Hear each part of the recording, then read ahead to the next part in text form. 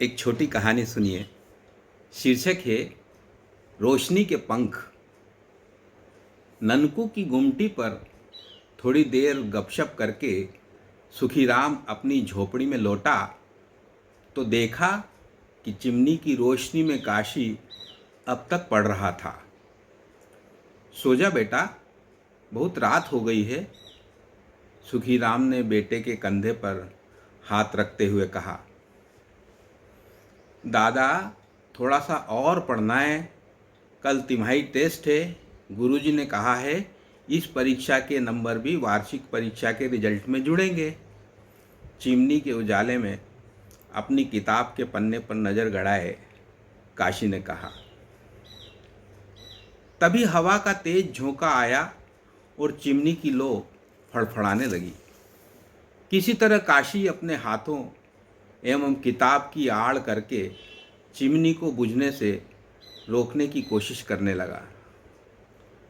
सुखीराम को मन में इस बात का बड़ा दुख रहता था कि काशी पढ़ना चाहता है, लेकिन स्थिति ऐसी नहीं है कि उसे रोशनी भी उपलब्ध हो सके। कौन सा सुख मिला है उसे अपने जीवन में। लोग ठीक ही कहते हैं, न जाने क्या सोचकर माँ बाप ने उसका नाम सुखीराम रखा होगा। हाँ, सुखीराम को थोड़ी खुशी तब जरूर मिली थी जब काशी परीक्षाएं पास करते हुए 5वीं कक्षा में पहुंच गया था। सागवान के घने जंगलों के बीच से घाटियों वाला हाईवे से रास्ता गुजरता था। सड़क से लगकर कुल जमा 7 झोपड़ियां ही सुखीलाल की बस्ती थी। पत्नी कुसुम और वह जंगलों के ठेकेदारों के घरों में हाड़ तोड़ मेहनत करके किसी तरह अपना खर्चा पानी चला रहे थे।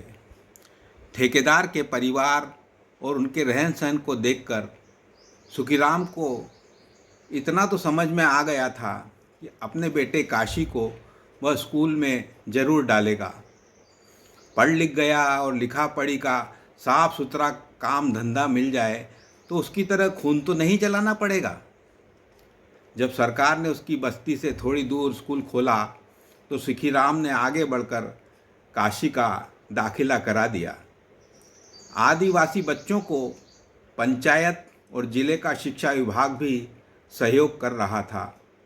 काशी की लगन और चिमनी की रोशनी में उसे पढ़ता देखकर माँ बाप की तो जैसे आत्मा तृप्त हो जाती थी।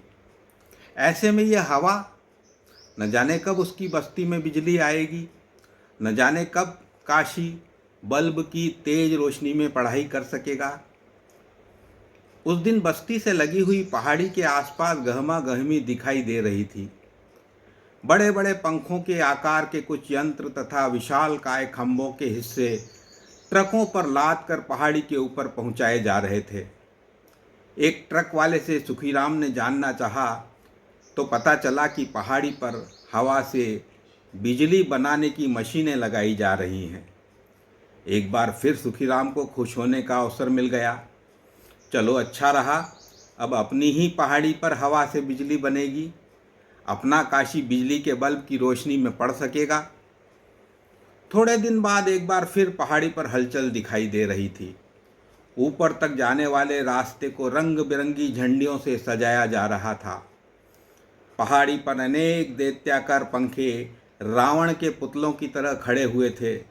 संयंत्र का उद्घाटन विदेशी कंपनी का कोई बड़ा अफसर कर रहा था।